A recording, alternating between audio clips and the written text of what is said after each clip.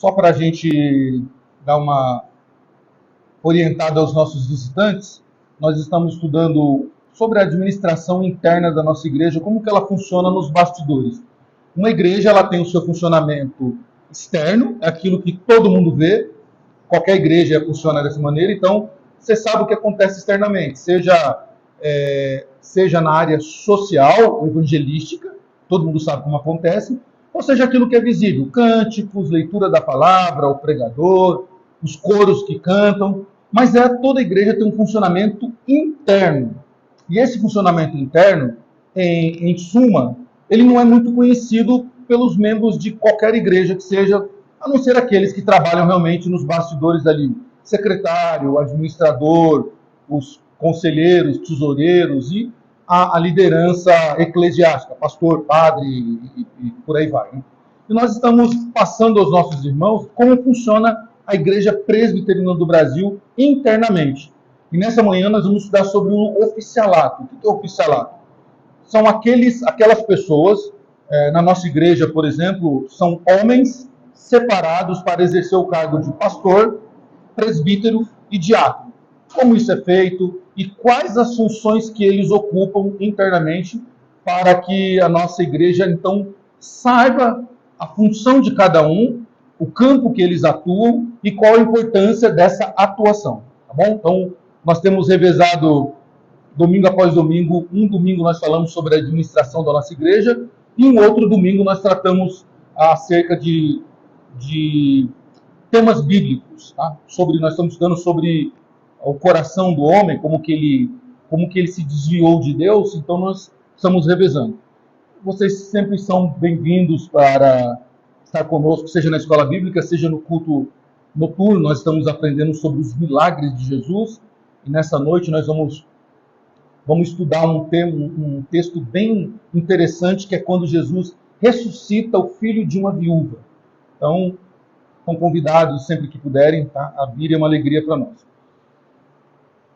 Meus irmãos, estão dando sequência ao capítulo 4 do manual. Você que tem aí o manual, folheie. Se você não trouxe, não tem problema, que eu repliquei no nosso telão. Deixa eu ver se está replicado. Tá.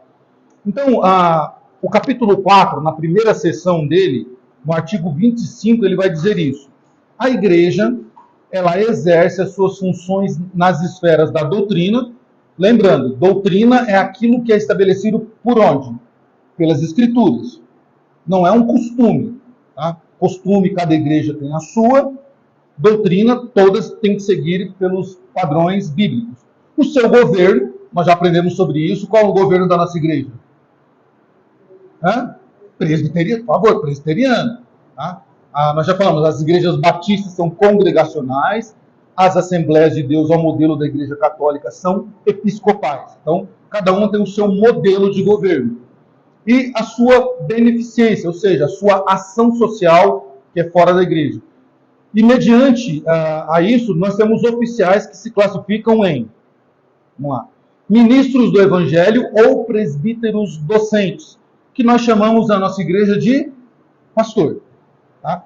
Então, quem é o pastor? Ele é o ministro do Evangelho. Ele foi separado para pregar a palavra.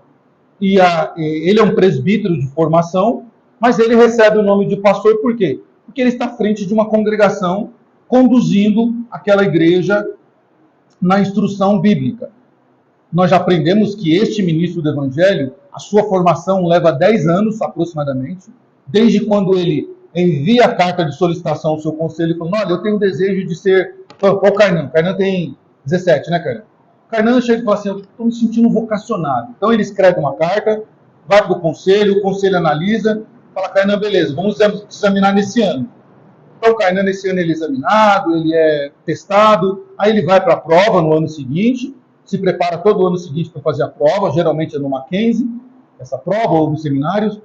E aí, depois desse segundo ano, que é o ano da prova, ele vai para 4 anos, se for de manhã, 5 anos, se for à noite de seminário.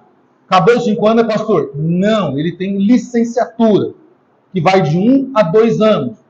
Fez a licenciatura, virou pastor? Não, ele precisa passar pelo presbitério, que é o nosso setor acima da congregação. Lá no presbitério ele vai ser o quê? Sabatinado, para ver se realmente ele está de acordo com a nossa doutrina. se realmente está de acordo com a nossa Constituição presbiteriana. Após isso, então, ele é ordenado pastor. Então, isso leva quase 10 anos aí para se formar um pastor. Por isso, então, que ele é responsável pela pregação. O presbítero docente, porque é aquele que ensina, tá? Por isso o nome docente. E nós temos presbíteros regentes. São os presbíteros regentes, são aqueles que compõem o conselho de uma igreja local. São os presbíteros que regem a igreja, ou seja, eles administram internamente a igreja, tratando de assuntos mais administrativos mesmo. Por exemplo, eleições, a parte de finanças da igreja, a parte chata, aquela parte burocrática, que às vezes precisa de uma atenção maior e o pastor não tem como fazer isso. Então isso é feito pelo conselho. O conselho também é quem recebe os membros novos, dá instrução a eles também, e é o conselho que julga quando alguma pessoa, por um infortúnio, acaba cometendo algum dos delitos que nós já estudamos no capítulo anterior. Então é o conselho que examina, é o conselho que exorta, é o conselho que conversa com aquela pessoa para que ela possa voltar à comunhão. E nós temos os diáconos. Tá? Aqui na nossa igreja nós temos o diácono Armelindo e o diácono Secundino, são os nossos 2 diáconos aqui, somado aos nossos diáconos da igreja sede. Então esses diáconos, eles têm o quê? Eles têm as suas funções específicas, e o que o diácono faz em suma? A principal função do diácono na igreja é fazer com que tudo funcione bem para que o culto possa ocorrer. Então os diáconos são responsáveis pela ordem do culto. Eles mexem na liturgia? Não, a liturgia é do operador litúrgico, ou seja, de quem vai conduzir o culto. Pastor, evangelista, seminarista, o presbítero que for. O que o diácono faz? O diácono, ele, geralmente, tá? Aqui não, mas geralmente o diácono ele é responsável por abrir a igreja, por verificar se está tudo nos seus lugares, para conter que não entre ninguém violento dentro da igreja.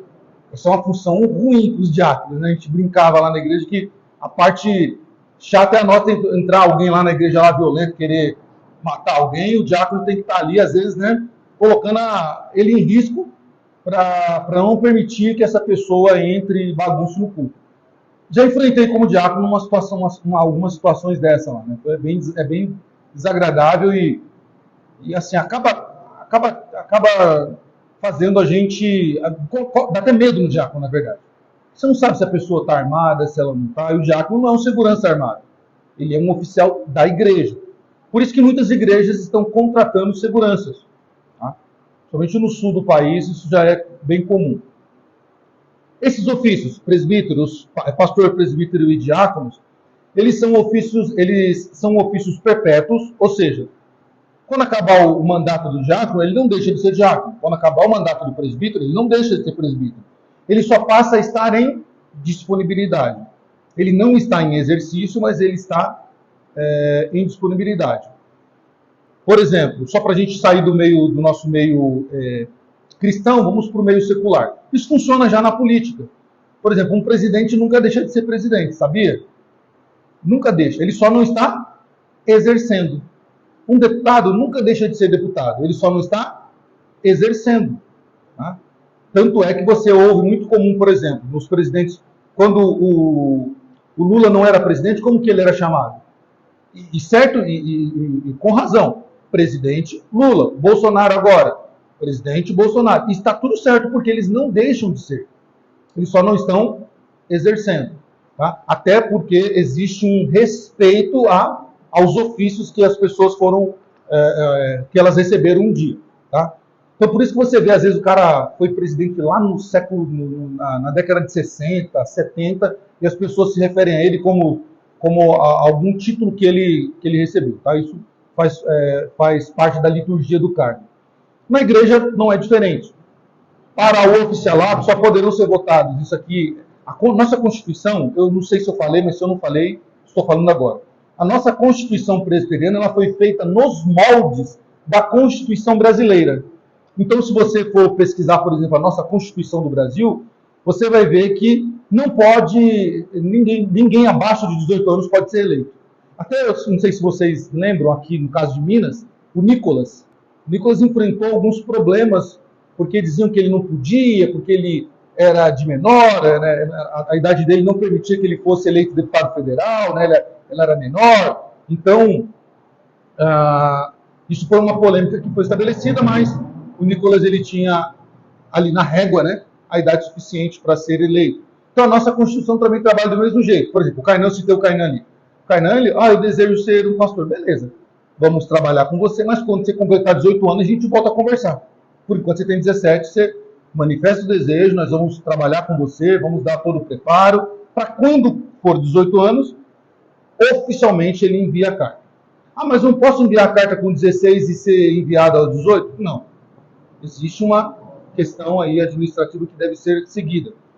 Então, ele deve ser somente com 18 anos e civilmente capaz. Esse civilmente capaz, ele abre margem para um monte de coisa.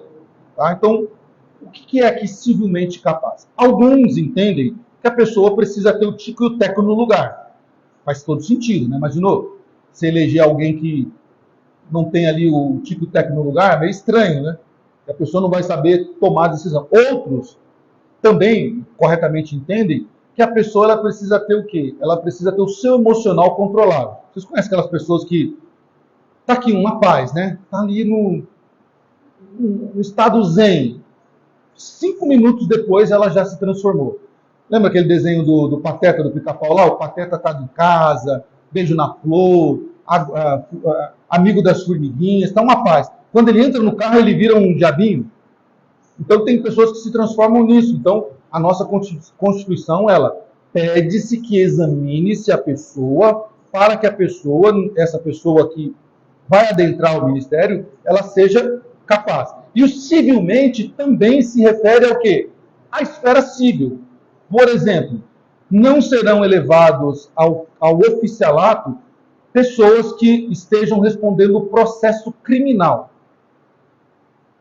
Pega muito mal, né? Imagina um sacerdote que vai exercer o ministério da palavra, ele está pregando ali, está respondendo um processo civil, e a qualquer momento ele pode ser preso. Complicado, né? Civilmente capaz. Ele não pode ser elevado ao ministério se ele estiver em processo de transição de casamento.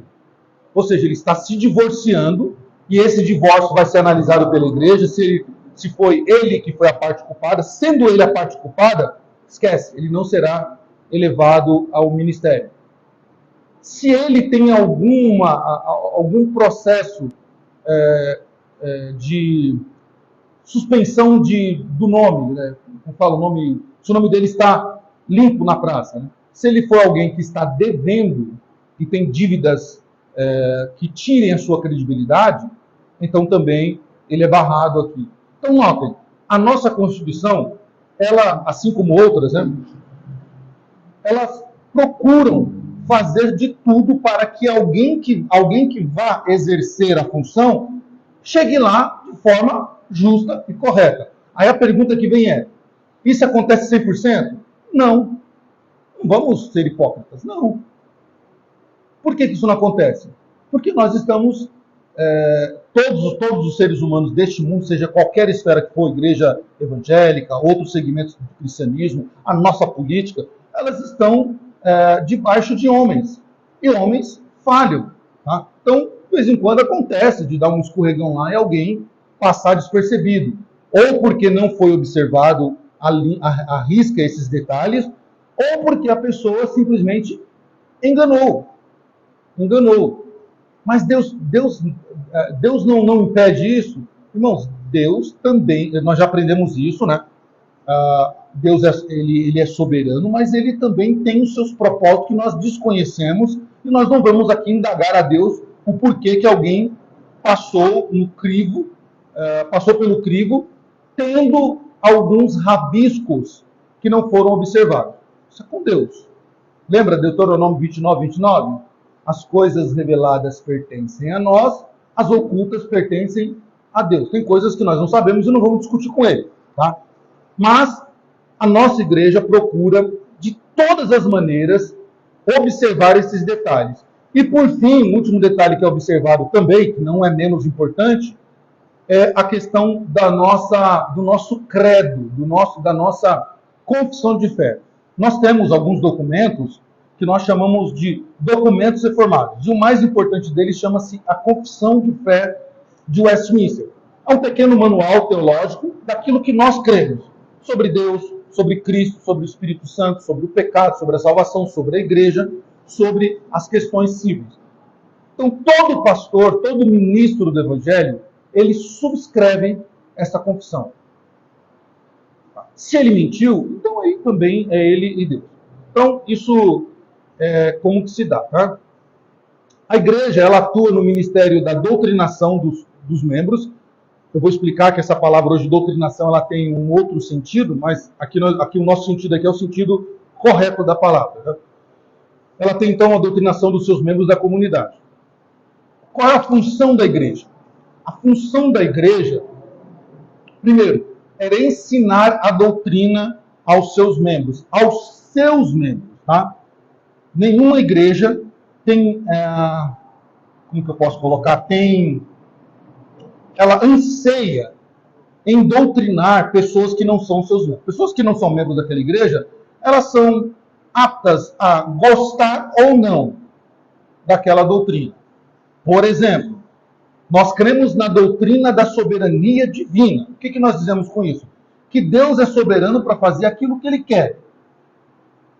Eu posso não entender, eu posso não compreender, eu posso não aceitar. Mas Deus é soberano para fazer o que Ele quer. Tá? Nós acabamos de cantar. Foi Ele quem criou os céus dos céus. Eu não sei como Deus fez isso. Eu só creio. Eu não sei como Deus criou os animais. Eu só sei que isso é uma verdade estabelecida pelas Escrituras e eu creio. Eu, como membro da Igreja Presbiteriana do Brasil, eu tenho que acreditar que Deus é o Criador dos céus e da terra, tudo aquilo que é visível e aquilo que não chegou aos meus olhos. Isso é uma doutrina estabelecida. Quem não é membro? Quem não é membro é livre para crer ou não crer, acreditar ou não acreditar, aceitar ou não aceitar. Mas um membro professo da Igreja Presbiteriana do Brasil, ele precisa subscrever. E se ele não quiser subscrever, ele é livre para deixar de ser membro da igreja. Sem nenhuma retaliação. Nós já temos dito isso faz muito tempo, né? Sem nenhuma retaliação. Então, a nossa função como igreja, e aqui por isso que a palavra doutrinação é importante explicar, porque para os dias de hoje, a palavra doutrinação, ela soa como uma lavagem cerebral na cabeça das pessoas. Então, é comum alguém dizer assim, você vai lá para a igreja, qualquer uma que seja, lá eles vão fazer uma doutrinação na sua cabeça, eles vão fazer uma lavagem cerebral em você. E não é essa o sentido da palavra doutrinação. O sentido da palavra doutrinação é ensinar doutrinas estabelecidas pelas Escrituras. Então, outras funções que a igreja tem. Ela tem função missionária, tanto no local geográfico, nós já temos ensinado isso, né? A nossa função aqui em Dionísio, como igreja presbiteriana, é fazer missões aqui onde Deus nos colocou. Esse é o nosso espaço geográfico. Eu não posso me preocupar, não que eu não deva, tá? Mas a minha prioridade de preocupação não é com os africanos, por exemplo. Os africanos não conhecem Jesus, precisamos orar, temos que orar. Precisamos enviar, temos que enviar. Mas a nossa preocupação está aqui, onde pessoas sofrem presas nas drogas, onde famílias choram por seus entes que estão perdidos. Né? Então é aqui que nós temos que demarcar a nossa ação missionária. Tá? E onde Deus inseriu o governo da instituição eclesiástica por meio de presbíteros docentes e regentes. Então, é aqui que Deus nos estipulou, que Deus nos enviou, para que nós, então, fizéssemos a obra de Deus aqui, nessa cidade. Tá? E a igreja, então, atua na esfera da beneficência e ação social por meio dos seus diáconos. Nós vamos ver daqui a pouquinho, os diáconos, quando eles foram levantados lá em Atos 6, a função foi atender o social. E eu sei que eu comecei esta fala dizendo que os diáconos eles têm como função prioritária a manutenção do culto. Sim, não posso deixar de dizer aquilo que eu já disse. Porém, isso foi tomando um caminho na esfera da igreja desvirtuando aquilo, o sentido real dos diáconos, que era a ação social, e nós vamos ver isso daqui a pouquinho com textos bíblicos. Então, a igreja, ela atua no ministério, como eu falei, pelos seus presbíteros. A palavra grega aí é presbíteros, né? E lá em 1 Timóteo, olha só os requisitos para ser um presbítero. 1 Timóteo, deixa eu abrir aqui, que aí vocês acompanham a leitura comigo, né, que é bem melhor. 1 Timóteo, capítulo 3. Vou projetar aqui no telão, que fica mais fácil de poder acompanhar. Olha o que diz aí.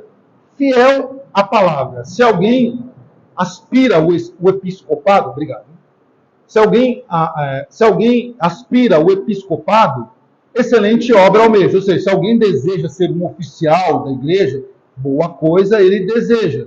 É necessário, portanto, que o bispo, pastor, seja irrepreensível, esposo de uma só mulher, temperante, sóbrio, modesto, hospitaleiro, apto para ensinar. Então, o presbítero, seja ele regente ou docente, ele precisa ter essas qualidades. Ele não pode ser dado ao vinho, ou seja, beberrão, não violento, tanto em palavras como em ação, porém o quê? Cordato, gentil, inimigo de contendas. Ele vê uma contenda, ele vai para o outro lado, ele vê uma discussão, ele sai daquilo, ele não bate boca, né? Ele não pode ser o quê? Avarento, aquela pessoa que vive por dinheiro, vive por luxúria, vive por riqueza. Não pode ser. Que mais? Que governe bem a sua própria casa, criando os seus filhos sob disciplina com todo o respeito. Então, aqui algumas coisas ponderar. Ele deve governar bem a sua casa como? Ele deve ser um exemplo para a sua família. A sua família deve ver no presbítero aquilo que a igreja vê nele nos dias de culto, ou vê nele nos dias de culto. Então, ele precisa ser um modelo da sua família.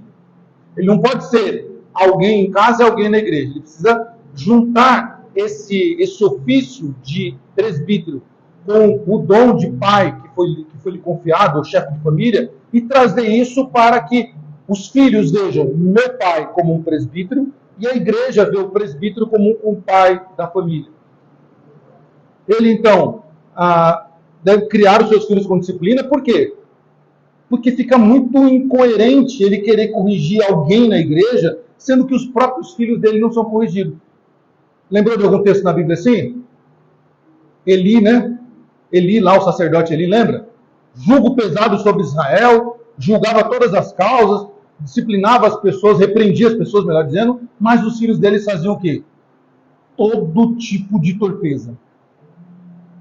Pegavam a carne sacrificada a Deus, pegavam as melhores posições, eles faziam tudo o que não era permitido se fazer, mas julgavam o povo. Então, isso não é um exemplo de um presbítero. Que mais? Ele, aí o apóstolo diz que, pois se alguém não sabe governar a própria casa, como cuidará da igreja de Deus? Então, isso é um exemplo, né? Se alguém não governa a sua casa, fica incoerente governar a casa de Deus. Ele perde o respeito em casa e perde o respeito na igreja. Não deve ser neófito, ou seja, não pode ser novo na fé. Essa palavra neófito aponta para quem é novo na fé. E claro, quem é novo na fé vai ser novo na idade. Alguém novo na idade não tem experiência ainda de vida. E alguém que acabou de adentrar na igreja não pode ser elevado a um posto de presbítero por ser neófito.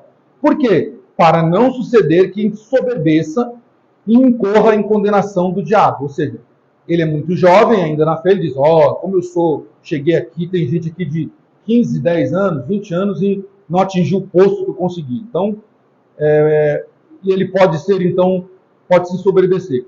Pelo contrário, é necessário que ele tenha bom testemunha da onde?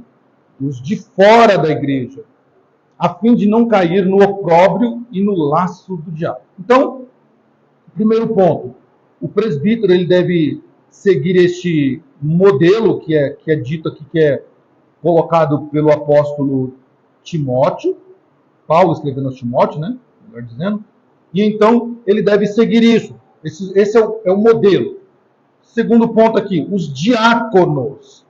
Os diáconos também têm seus requisitos. Vamos lá para Atos capítulo 6. Opa, cadê a Bíblia? diáconos, Atos 6. Olha só, então, para que foi levantado os diáconos? Ora, naqueles dias, multiplicando-se o número dos discípulos, houve murmuração dos helenistas. Os helenistas eram aqueles que estavam vindo do mundo grego, tá? E estavam se convertendo, são chamados de helenistas, contra os hebreus que se converteram ao cristianismo. Por quê? Porque as viúvas deles quem? Dos helenistas, estavam sendo esquecidas na distribuição diária. Então havia lá, lembra, Atos 2, diz que eles tinham tudo em comum, eles vendiam suas propriedades e eles faziam o quê? Pegavam os seus bens e repartiam de forma igual entre todos. Mas aqui é deflagrada uma injustiça que está acontecendo. As viúvas dos helenistas, os gregos que se converteram, não estavam sendo assistidas como as dos hebreus. Então, os 12, os apóstolos, tá? Com exceção de Judas, que já não está mais aqui, foi substituído por Matias. Foi Matias. Então, os 12 convocaram a comunidade dos discípulos e disseram: não é razoável que nós abandonemos a palavra para servir as mesas. Estão dizendo assim, a nossa preocupação é ensinar, é pregar as escrituras, é dar a vocês o alimento bíblico, o alimento físico. Se nós formos fazer isso, nós vamos deixar de dar o alimento espiritual. Então, qual foi a solução? Alguém disse: mas, irmãos, escolhei dentre vós 7 homens de boa reputação. E o 7 aqui não é por acaso, o 7 é um número muito interessante na Bíblia. Alguns estudiosos, eles entendem que o número 7 aponta para a perfeição de Deus. Tá? Em 7 dias criou Deus o mundo. 7 é o contexto de Apocalipse nas suas 3 subdivisões. 7 são os Espíritos de Deus. Então, tem uma simbologia aqui, tá? Escolham 7 irmãos. E qual era o critério para separar esses 7 irmãos? Eles deveriam ser cheios do Espírito. Isso é alguém cheio do Espírito. Alguém que realmente mostrasse ser alguém espiritual. Cheio de sabedoria. E notem, sabedoria é diferente de inteligência. Tá? Inteligência ela pode ser adquirida por raciocínio rápido, por decorar aquilo que você leu. Mas sabedoria é tomar decisões, tá? Que requerem da pessoa algo a mais do que propriamente a inteligência. Tá?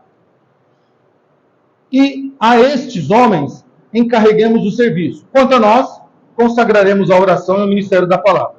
Então, foram escolhidos aí 7 diáconos primeiros aí.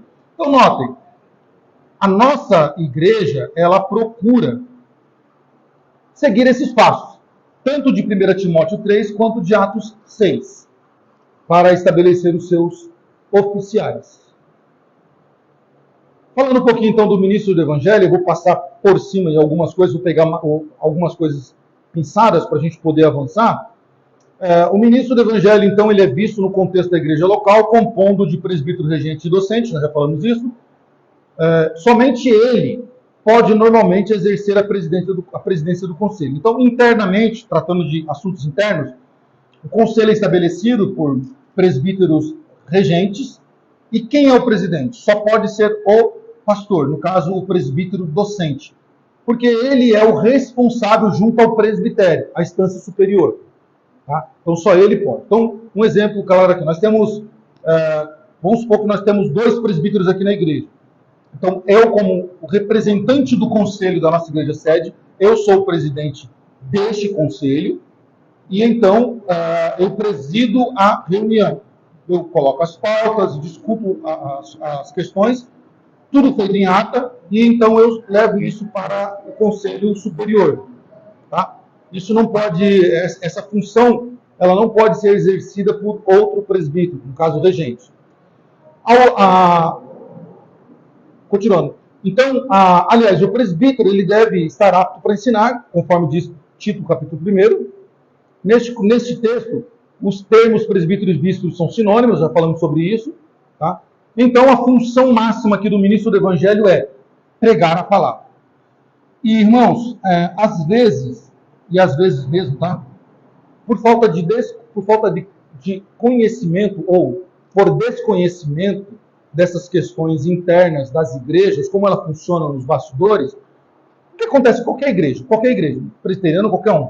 A pessoa que chega na igreja, ela entra, ela quer ouvir um bom cântico, ela quer ouvir uma boa palavra que geralmente agrade o seu coração, ela quer que a igreja seja confortável, com tantos assentos, questão de ventilador ou ar-condicionado, que seja bem localizado para facilitar o seu trânsito, mas ela não sabe como funciona isso internamente. E então acontece um erro que diz assim, por que o pastor não troca esse ventilador? Por que o pastor não se preocupa em trocar essas cadeiras que são tão duras? E nesse calor pode derreter a cadeira aí e eu cair dessa cadeira, né? Por que o pastor não trocou o piso dessa igreja? Como se o pastor ou a liderança daquela igreja fosse responsável por isso. Não, não é responsável por isso só. Existe o quê? Um corpo de trabalho por trás. Existe um conselho, existe a junta diaconal, existe funções estabelecidas pela nossa Constituição que vai fazer com que essa liderança, seja o pastor da igreja presbiteriana, seja o pastor de qualquer outra igreja, ou o sacerdote de qualquer outra igreja, ele exerça. Ninguém pode cobrar, por exemplo, por que o padre não pinta aquela igreja? Porque o padre não é o pintor. Ele não é o responsável por aquilo. Existe atrás dele uma liderança que é determinada para fazer que cor, quando pintar, se a instalação está boa ou não. Porque se o pastor for fazer tudo isso, o que vai acontecer? O que acontece muito. Vai ter uma péssima pregação. Aí as pessoas vão falar, nossa, o pastor não prega nada. Claro, esse pregador não prega nada. Óbvio, o cara tem que se preocupar com o eletricista, com o pintor, com o pedreiro, com o estofado da cadeira, tem que se preocupar com o ar-condicionado, se o BTU está certo, se a temperatura do ventilador está certa, se a janela está aberta sim ou não, se a ação social foi feita, se o dinheiro foi enviado para a junta de missões. Não é função dele. A função dele é ensinar a igreja. Ensinar a igreja. E, nos bastidores, trabalhar com os seus pares para que eles, sim, deem sequência aos trabalhos que precisam ser feitos. Já imaginou? Isso, já imaginou? Voltando aqui. E isso é algo comum do brasileiro, sabia? Do brasileiro. Eu converso com algumas pessoas fora do país, até aqui na Argentina, Uruguai, funciona muito parecido com o Brasil. Mas, por exemplo, na América, na Europa, a população sabe qual é a função dos seus parlamentares. Então, aqui no Brasil, não tem mania. Tudo é culpa do presidente da República. Tudo. Porque o preço da carne está alto. Mas isso é função de quem? Do seu ministro, que cuida das finanças do país. Mas porque está faltando água? É culpa do presidente. Não, ele não trabalha na companhia de saneamento básico. Para isso tem o quê? O ministro que cuida disso. A culpa da seleção brasileira não ganhar... Eu falando porque falaram isso. Não é do presidente, tem um técnico, tem uma instituição funcionando, tem um ministro dos esportes. Porque tem estádios no Brasil que custaram caríssimos e estão lá fazendo casamento, ou um matagal tomando conta, é culpa do presidente. Não! Existe um ministro do esporte que é responsável para ir lá, averiguar, julgar os casos e colocar sentença aos responsáveis. A gente pega isso da esfera social e faz o quê? Traz para dentro da igreja. E tome pau no pastor, no padre, no sacerdote da igreja. Tome, é tudo culpa deles. Vocês estão percebendo como a questão interna ela influencia muito na questão externa? E então, se ele for responsável por tudo isso, ele vai chegar aqui diante do púlpito da igreja dele lá e vai pregar o quê? Se ele não teve tempo para estudar. Ele não teve como sentar na sua casa sem a preocupação da cor da tinta da igreja, se vai agradar. E essa questão de cor é uma questão de briga, né? Em qualquer igreja, qualquer estabelecimento. Acho que casa normal, né? O marido quer uma cor, a esposa quer outra. Imagina isso numa igreja. Não gostei dessa cor, podia ser outra cor. Não gostei dessa porta. Então, tem todas essas questões que influenciam. Se o pastor ou o responsável da igreja for lidar com isso, ele não vai ter tempo para estudar o texto, para fazer uma exegese daquele texto, para se dedicar ali o seu dia e falar assim, poxa, o que esse texto quer dizer? por que Jesus atendeu esta viúva e não atendeu as outras viúvas? Lá no Antigo Testamento também tem um caso muito parecido. Tinha um monte de viúva, mas Deus atendeu uma viúva que estava somente com um pouquinho de azeite. Por que isso? Ele precisa escavucar o texto, mas ele só vai poder fazer isso se ele não for onerado dessas questões internas que compete aos seus pares.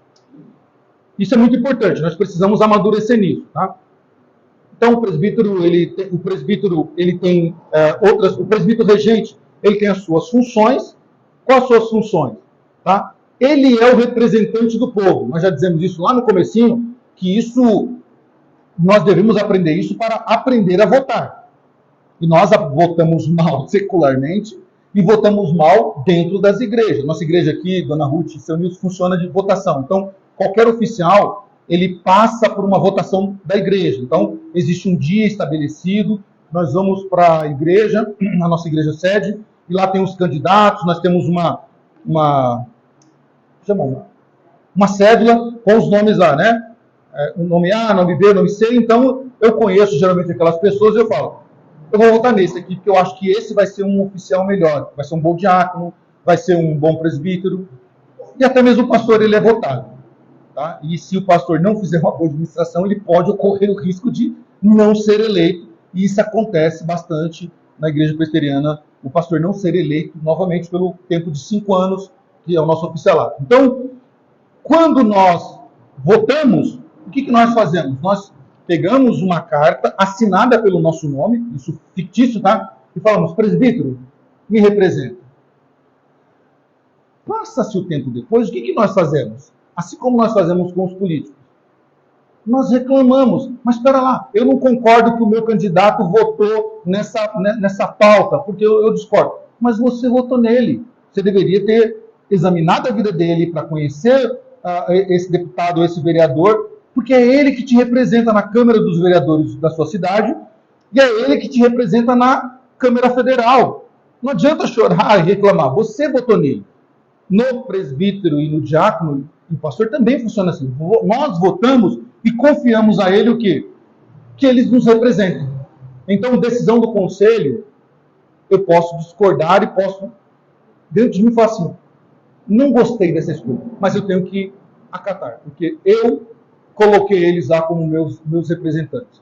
Então, eles levam ao conhecimento do conselho as faltas que não puderam corrigir por meio de administração particulares. Então, os presbíteros pegam o que está ocorrendo errado na igreja, traz para o conselho examina e aí vai dar os vereditos. Eles auxiliam os pastores nos trabalhos de visitas. Esses presbíteros, eles são responsáveis pela instrução dos que estão chegando à nossa igreja. Nós temos uma classe de catecúmenos, isso é feito pelos presbíteros, geralmente. Eles ensinam essas pessoas que estão chegando sobre a nossa doutrina, sobre a nossa fé. Eles são responsáveis por consolar os aflitos e cuidar também dos jovens e dos adolescentes da igreja, e são eles os responsáveis pela manutenção, podemos assim dizer, espiritual dos crentes. São eles que oram com os crentes, eles acompanham. Irmãos, isso é muito bom quando a gente tem um presbítero para andar por perto. Eu gosto, e quando eu falo dos presbíteros, minha mente, ela já vem na hora, um dos melhores, se não o melhor presbítero em termos de piedade que eu conheci na minha vida, e infelizmente ele não está mais entre nós, aprove a Deus o levá-lo, que é o presbítero José Hilton, lá de São Paulo. Pensa num homem piedoso. Era meu companheiro de visita. Na verdade, eu era o companheiro dele de visita. Ele ia marcar visita, ele já me colocava, e só me ligava, mandava mensagem para Samuel, amanhã, tal hora, visita. E aquele homem com um câncer de próstata, assim, em alto nível já, sabendo que não tinha reversão, mas ele nunca deixou de atender os aflitos. Nunca deixou de orar por aqueles que estavam enfermos. E interessante que ele nunca se colocava assim, Deus, eu estou visitando e eu estou aqui, né, sabendo que não sei se eu vou 3, 4. Nunca. Você vê sempre alegria no rosto dele, segurando a dor ali, segurando a dor dentro dele. E ele me ensinou com um exemplo, me ensinou, e cada visita que a gente fazia, após a visita a gente ia comer um lanchinho. E lá, quando ele entrava no lanchinho, eu falei assim, meu Deus, eu vou tomar exortação, eu sei que eu fiz alguma coisa de errado. Eu não sei o que é, mas eu fiz. Aí sentava, ia sempre no Burger King, né? Ele gostava muito do Burger King. Sentava, quando eu ia tomar a minha Pepsi, ele já vinha. Samuel, você não pode ser assim. Você é muito nervoso, você não pode, você tem que ter amor pelas pessoas, você tem que ter mais amor nas palavras. Não é que eu era muito novo ainda, começando, então tem aquela coisa de ser, né, tudo certinho, as coisas. E ele foi me ensinando, me exortando, me corrigindo com as palavras muito ponderadas, cheias de amor e também com o seu exemplo, porque eu via na pele aquele homem sofrendo, mas ele sempre dando glória a Deus. E quando a gente anda com homens assim, só crescemos. Só traz para nós o quê? Melhoras, benefícios. Então, os presbíteros eles têm essa função também de dar aos mais novos esta espiritualidade. São eles que informam os pastores em caso de pessoas que estão aflitas e doentes para fazer visitas. São os responsáveis pela ceia do Senhor, né, de ajudar o pastor, né, na ceia do Senhor. São eles que entrevistam os ministros, seja diáconos, presbíteros ou futuros pastores. Eles são os nossos representantes lá no sínodo. Eu sempre esqueço a cidade, lá de Minas Gerais, onde é o nosso sínodo, onde é o nosso Supremo Concílio. Então, fica lá na cidade. Então, são eles que nos representam no presbitério, no sínodo. Nosso presbitério é Belo Horizonte, o nosso sínodo eu não sei onde que é aqui, em Minas. E o nosso Supremo Concílio fica lá no norte de Minas, me esqueci a cidade. Bom, aqui interessante, o presbítero ele não pode ser imaturo, nós já dizemos isso, tá? Por causa do despreparo, e ele não pode ser também uma pessoa muito emocional para o cargo, aquela pessoa que a pessoa fala assim, irmão, estou passando por necessidade. Não, já chega lá, já fala, diácono, já cede uma verba para essa pessoa. Às vezes a pessoa não está falando a verdade. Né? E outra, nós temos algumas regras para atender as pessoas no âmbito social. Lembra o conselho bíblico? Primeiro os da casa, depois os de fora, e cada caso que nós ajudamos, nós avaliamos o caso. Eu já disse isso também, na época da pandemia, a Igreja Presbiteriana do Brasil ela foi uma das igrejas que muito socorreu pessoas que estavam passando por desemprego, porque na pandemia fechou, teve gente que perdeu as suas coisas, todos os seus comércios, não tinha nem nada para comer. A nossa igreja, a Igreja Presbiteriana, ela auxiliou muito com cesta básica, principalmente as grandes igrejas. Nesse período de pandemia, eu lembro que todos os dias nós saímos para entregar a cesta básica. E era assim, 10 cestas básicas, 15, a nossa igreja era médio porte, né? Mas a igreja de Pinheiros, por exemplo, foram milhares de cestas básicas.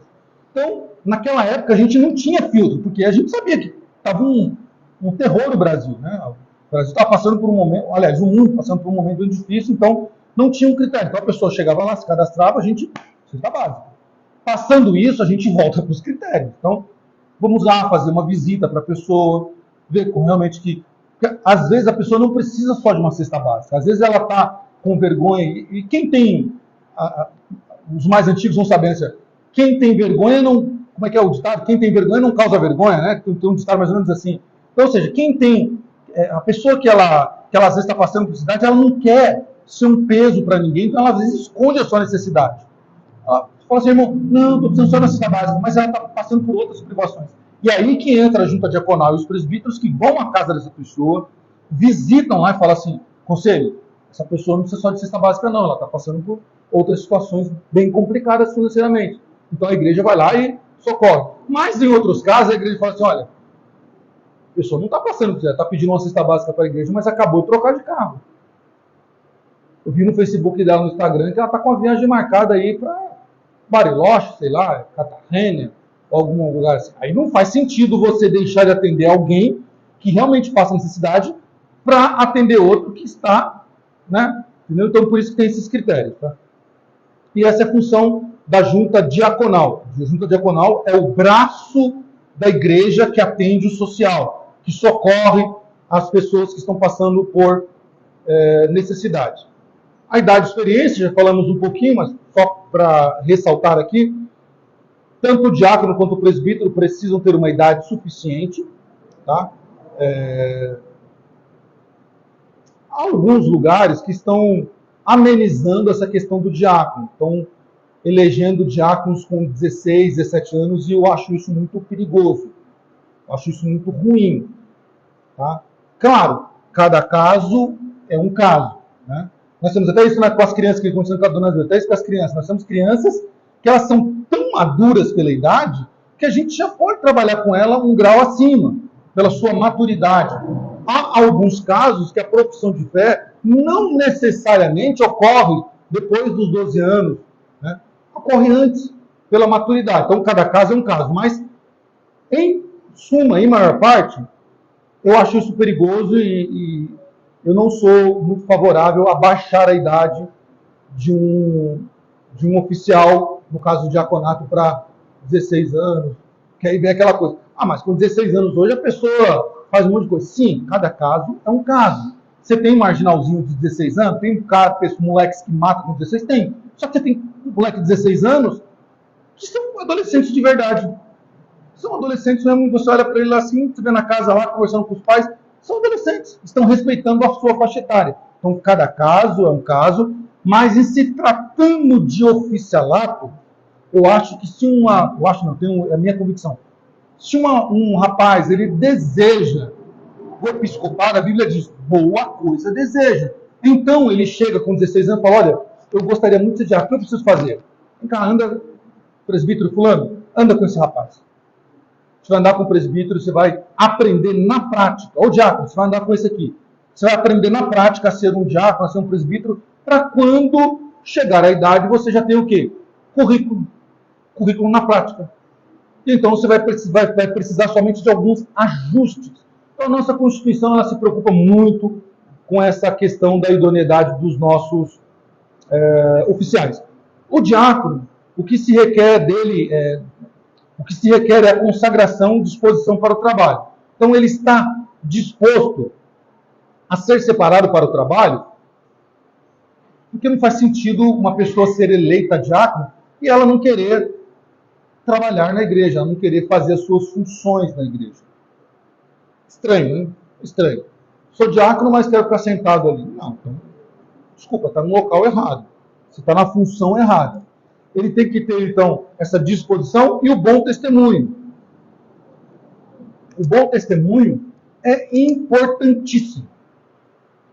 Para nós, que estamos dentro da igreja, porque senão ninguém respeita o diácono. Imagina, uma pessoa que não tem respeito. Como você vai respeitar alguém que não tem respeito? Bom, eu sei que nós devemos respeitar o outro, mesmo que o outro seja desrespeitoso. Porque o respeito parte de nós e não do outro. Mas ele perde a sua credibilidade. Agora, para os de fora é pior ainda.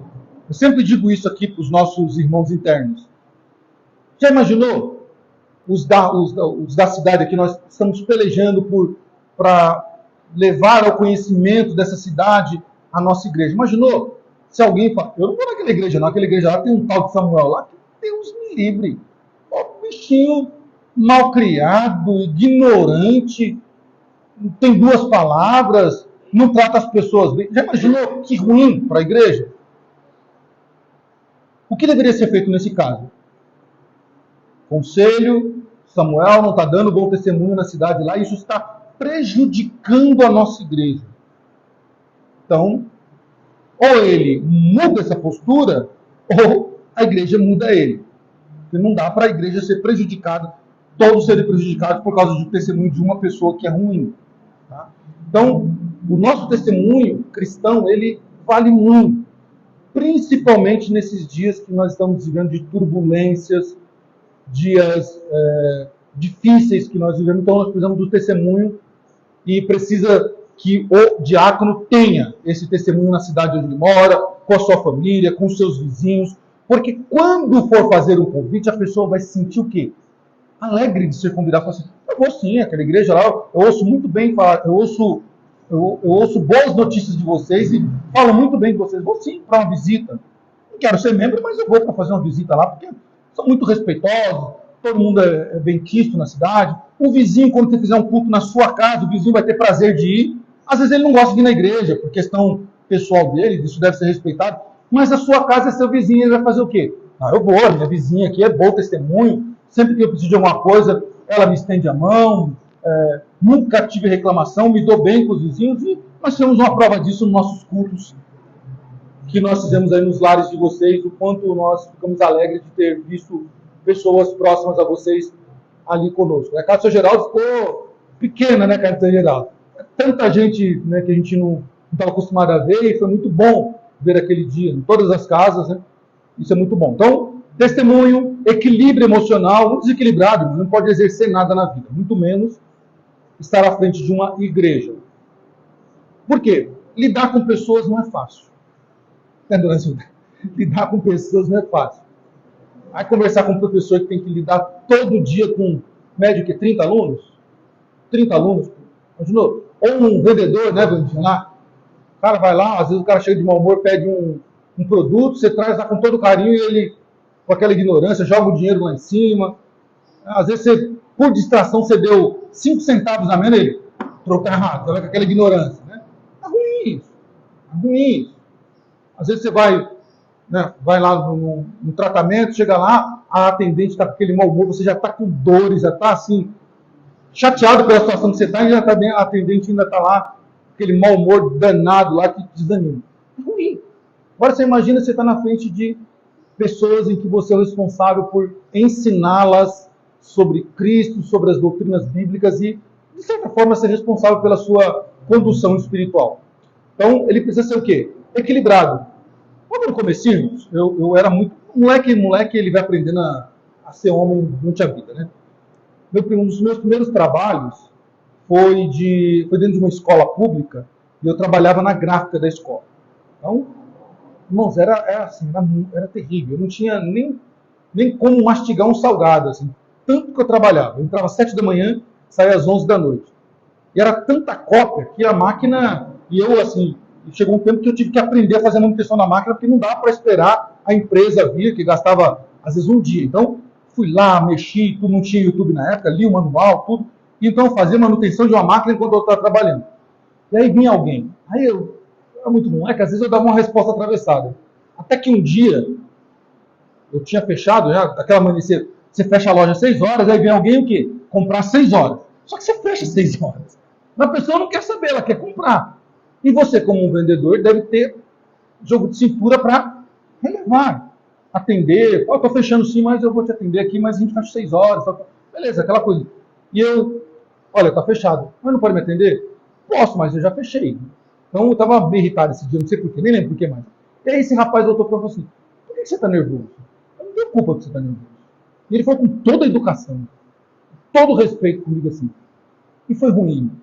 Mas foi ruim demais. Eu acho que era melhor ele ter me xingado, ter me dado uma patada, ter devolvido a minha ignorância, né, da maneira que eu fui. Mas a educação dele foi tão assim assertiva que eu fiquei com vergonha. Na mesma hora eu me desmontei. Falei, desculpa. Aí fui lá, atendi, fiquei mais uns 20 minutos ali atendendo ele ainda, além do meu horário, e voltei para casa envergonhado. Voltei para casa envergonhado e falei assim, eu mereci. Eu mereci, porque não é assim que se trata com pessoas. Eu não tenho culpa do meu estresse, se o dia não foi bem para mim, se eu não almocei, porque aquele dia eu não tinha almoçado. Eu lembrei, eu não tinha almoçado esse dia. Né? Não deu tempo. Não tem culpa. A culpa era da minha desorganização. Eu estava colocando a culpa da minha desorganização no rapaz. E ele, usado por Deus assim, mas com uma educação finérrima. E aquilo foi... Aprendi. E a gente vai aprendendo. Então, o diácono ele precisa ter o quê? Equilíbrio emocional. Ele precisa saber o quê? Que criança é algo assim, a parte da nossa vida. Nós não temos como pegar uma criança e cravá-la na cadeira, senta aí até o final do culto. Não! Você foi criança um dia. Eu sempre digo aqui, né? Eu não me importo com barulho de criança, não me importa se a criança levantou para beber água, se ela foi beber. Eu não me importo, isso não tira minha atenção, porque eu tenho um foco quando eu estou falando. Tá? Cabe, claro, ao pai e à mãe saber quando a criança está exagerando. Mas o diácono ele precisa o quê? Ter responsabilidade com a criança. Qual a função do diácono? Não permitir, olhar para que a criança não vá atravessar a rua, para que ela não saia da igreja e possa acontecer alguma coisa. Mas internamente ele tem que ter esse jogo de cintura com as crianças. Por exemplo, nós temos algumas igrejas que são grandes, então o pátio às vezes acaba o culto, as crianças pegam uma bolinha lá na sala das crianças e começam a jogar. E aí tem diácono que fica, não, porque a casa do Senhor não é local de jogar bola. Como se ele nunca tinha chutado a cabeça da boneca da irmã. Alguém fala, mas a igreja é sagrada. Irmãos, acabou o culto, não está lá todo mundo conversando. Que mal tem se uma criança vai lá, né, brincar no pátio da igreja com uma bolinha ali que não vai acontecer nada. Não vai quebrar nada, não vai colocá-la em perigo, nada. Qual é o problema? Claro, você não vai permitir que isso aconteça na hora do culto. Olha, depois do culto você pode, a gente vai lá no espaço Kids, né? E é importante que a igreja entenda isso, que ela precisa ter espaço para as crianças brincarem, tá? Para as crianças também, né, se divertirem um pouco. E isso tem que ter o quê? Um jogo de cintura, tá? Por parte dos diáconos. Então, o que se exige deles é a perenidade do ofício. Na verdade, eles têm essa perenidade de ofício. A ordenação, então, é de caráter permanente. Esse ofício não muda, tá? Não perde esse ofício. O exercício da função, no entanto, cessa no sentido assim, ele deixa de ser diácono e presbítero e pastor se ele não estiver exercendo a função, tá?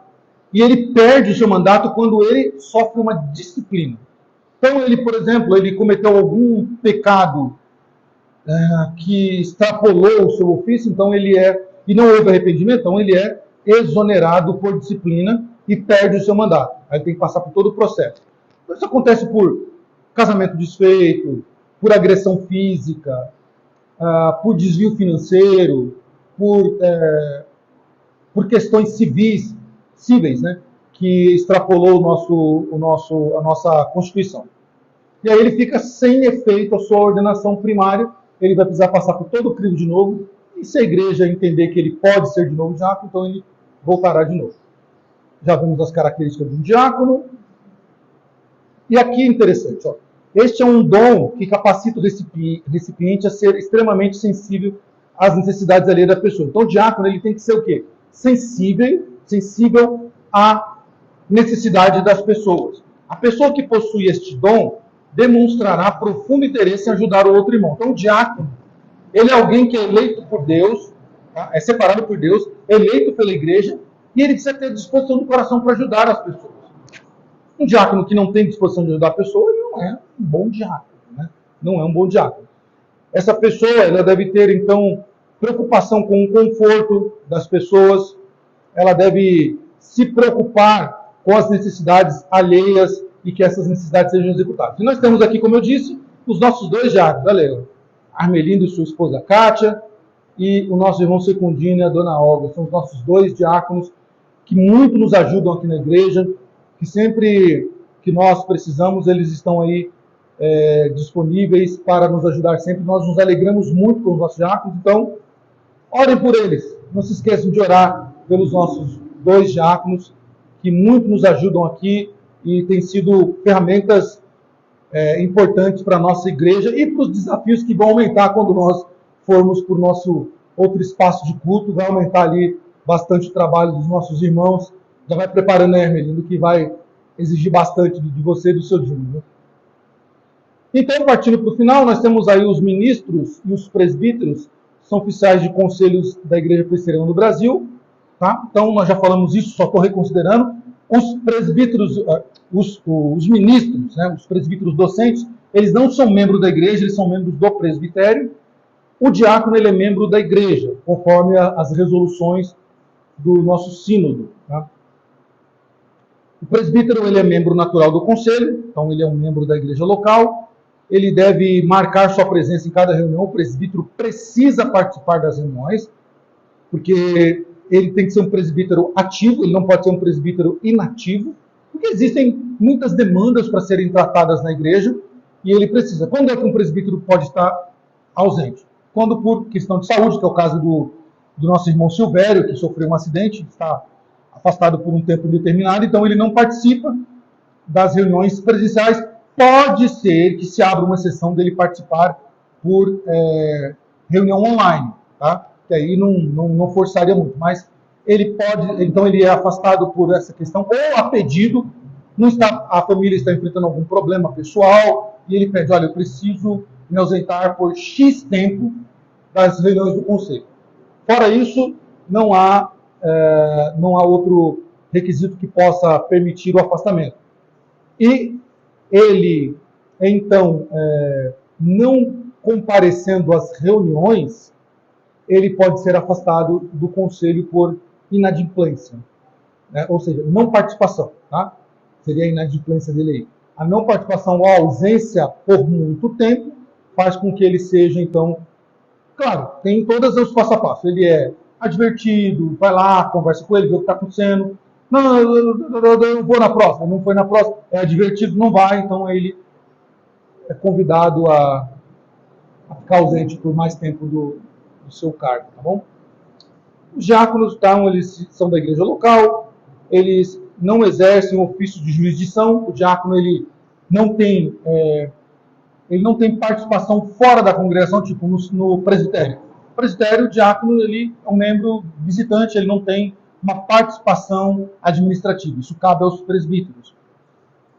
A partir da resolução do ano retrasado, 23, 22, a partir da última reunião do Supremo Conselho, antes dessa reunião, os diáconos, quando exerciam 5 anos, quando expirava o prazo de 5 anos, eles deixavam de ser diáconos.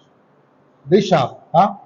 Só era lembrado por questão afetiva. Então, o irmão Luiz foi diácono aqui na nossa igreja há muito tempo atrás, mas ele não podia exercer essa função caso não tivesse. Então, a partir do ano passado, isso foi alterado. Então, a resolução do Supremo Conselho entendeu que um diácono que exerceu 5 anos e cumpriu seu mandato, ele está em disponibilidade. Por exemplo, vamos ter a ceia do Senhor e não temos nenhum presbítero e não temos os diáconos oficiais, o seu Arnelindo e o seu Dino.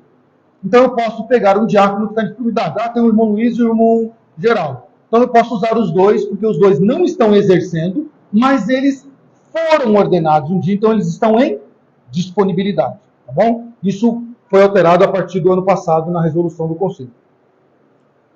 Essa questão ex officio é uma questão bem mais complexa.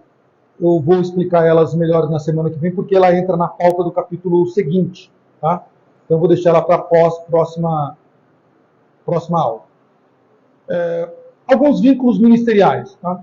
O ministro, a partir da ordenação, passa a ter vínculo com o presbitério que ordenou, fazendo parte do seu quadro ministerial, integrando de maneira natural os quóruns e reuniões.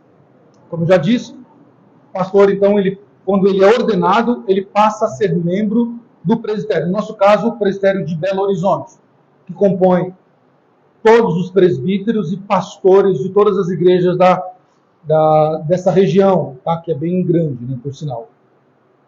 Na qualidade de membro do presbitério, o pastor do campo eclesiástico e missionário do concílio de que faz parte, passa a ser potencialmente candidato ao pastorado em qualquer jurisdição do concílio. Então, um pastor que pertence ao presbitério, por exemplo, nosso pastor é pastor da nossa igreja hoje, mas ele está apto a receber um convite de qualquer outra igreja, e se ele assim entender, e a igreja de lá entender também que ele é bom para a igreja, então ele pode exercer essa função lá. Desliga-se aqui, liga-se lá, tá? Só pode ser convidado e eleito, só pode ser convidado a pastorear uma igreja e passar pelo presbitério local quem pertence quem é membro desse presbitério. Tá? Por exemplo, um pastor de um outro presbitério, vamos pegar um pastor de São Paulo. Aí a igreja aqui deseja um pastor. Precisa ir ao presbitério, o presbitério precisa fazer alguns trâmites que são mais espinhosos, mais detalhados, para saber, para ter algumas informações, para que aquele pastor faça primeiro, seja membro do presbitério. Então ele vai ter que primeiro se filiar ao presbitério, passar um tempo para depois voltar, passar pelo conselho local da igreja, ser entrevistado, pregar naquela igreja, a igreja então entender que ele é um bom nome para pastorear ela, voltar para o presbitério fazer a sabatina lá, e aí sim ele pode ser pastor daquela igreja. É uma questão mais burocrática aí, tá bom? E eu creio que por hoje, irmãos, é só isso, né? Isso aqui eu também vou tratar na semana que vem, que é a questão ex officio. Mas é isso, e muitas coisas que eu tirei aqui está desse livro do Gordon Clark, que é um filósofo cristão, um dos melhores, por sinal. ele escreveu, aqui minha dona Zilda me ajuda aí, What Does Presbyterian Believe? É o que os presbiterianos acreditam, né? É isso? What Does Presbyterian Believe? O que... Tá no quê? Ah, foi no Whole Lyrics, vocês não me avisaram nada, hein? Que bonito, hein? Quer dizer que eu falei o tempo todo com a letra ali? E ninguém me avisou? Que beleza, hein? Que beleza. Se for assim, pode avisar, viu, que eu pago. Agora sim. Acho que é isso, né? O que os presbiterianos acreditam, né? Ou no que eles acreditam. Esse livro, ele mostra, então, tudo aquilo que nós presbiterianos acreditamos. Tem versão em português aí pelo Amazon. Um livro muito bom, que todo presbiteriano deveria ter na sua estante e ler, né? E aí o Gordon Clark, para a gente encerrar mesmo, de fato, agora, ele diz isso nesse livro. Ninguém obriga um jovem a se tornar ministro presbiteriano. Trata-se de uma escolha voluntária, portanto, a honestidade parece exigir que ele seja leal à bandeira que escolheu. Ou antes, que escolha uma bandeira a qual possa ser conscientemente leal.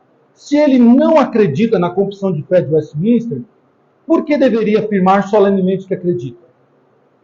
Similarmente, se um velho ministro muda suas visões e passa a discordar dos seus votos de ordenação, ninguém o obriga a permanecer na denominação. Antes, a honestidade deveria constrangê-lo a encontrar uma igreja com a qual concorde. Como podemos esperar que Deus abençoe tal perjúrio e hipocrisia no público? Então, eu acho que faz muito sentido esse pensamento do Gordon Clark, porque nós precisamos, os ministros, seja eles diáconos, presbíteros ou pastores, da nossa igreja. A honestidade deve ser sempre vista em primeiro lugar. Se não concorda com a nossa doutrina, então não faz sentido usar os nossos púlpitos para ensinar, pregar ao povo, porque seria aqui uma hipocrisia e eu creio que estaria contraditório, com certeza está contraditório com aquilo que Deus espera de um ministro, então não se pode esperar uma bênção de Deus onde há uma hipocrisia. Tá bom? Isso aí, meus irmãos. É o que tem para hoje, tá? Deus abençoe vocês. Tendo perguntas ou dúvidas, estou sempre à disposição para tirar as dúvidas, tirar as dúvidas que possam ter ou algumas sugestões que possam ter. E assim, passo a passo, nós vamos aprendendo um pouquinho das nossas questões internas. Eu sei que essas questões internas administrativas, elas são maçantes, às vezes a gente fica um pouco desconectado, mas vocês, ao passo que forem aprendendo, e certamente vocês lidarão com isso na caminhada que vocês tiverem aqui na nossa igreja, vocês vão ver o quanto é importante quando você conhece realmente a nossa Constituição, aquilo que nós aprendemos, aquilo que nós fazemos nos bastidores. Lembrem-se sempre disso, tá? Sempre disso. Uma igreja, ela não existe somente quando as portas se abrem, quando você olha para as cadeiras, todos os seus lugares, e tem alguém pregando no púlpito. Ela começa na sua estrutura. Que a sua estrutura, ela é teológica, ela é administrativa. Tá? Geralmente, um culto não começa quando você chega, mas começa na casa do sacerdote quando ele está orando pelos irmãos. Senhor, hoje é o dia da igreja se reunir. Hoje é o dia da tua noiva se reunir em culto solene. Então ele intercede pelos músicos, ele intercede pelos irmãos, ele intercede pelo departamento infantil, ele coloca diante de Deus as dificuldades que aquela igreja está tendo. Então na casa dele já começa o culto. E se a gente quiser ampliar isso, todo sábado o grupo de louvor está aqui ensaiando. O culto já começou. O grupo está ali, ó, fazendo melhor, buscando cantar canções melhores, afinar, corrigir aqui, corrigir ali. Às vezes sai risca, sai aquelas riscas de fogo entre os músicos. Não, essa altura não está boa. Não, mas esse não. Então, por quê? A gente busca sempre o melhor para o culto. Quando chegar no culto e recebemos os nossos visitantes, recebemos os nossos irmãos, tudo esteja funcionando de forma organizada. Lembre-se sempre disso quando você chegar em qualquer igreja. A igreja não começou quando abriu a porta. O culto não começou quando eu cheguei. Já tem uma estrutura atrás antes. Amém? Vamos orar ao Senhor. Senhor nosso Deus, como é bom, como é louvável quando nos reunimos como corpo